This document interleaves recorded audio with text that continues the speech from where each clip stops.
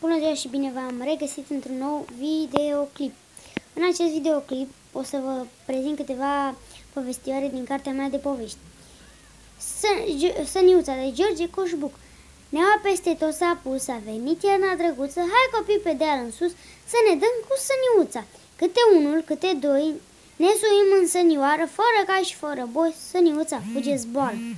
Toți sunt rumenii la obrad, mulți coboară și mulți suie, unii râd, fac mare haz, alții capătă cu cuie. Asta a fost poezia Săniuța.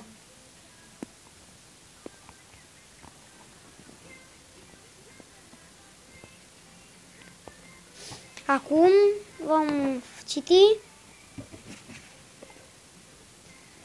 obradul. Bună dimineața la Moș Ajun!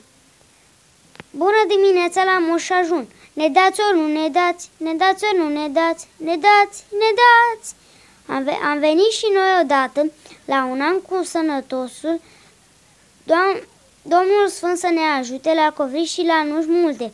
Bună dimineața la Moș Ajun! Ne dați ori nu ne dați, ne dați ori nu ne dați, ne dați, ne dați. Și asta vreau să vă prezint în acest videoclip. Multă baftă și o zi foarte, foarte bună!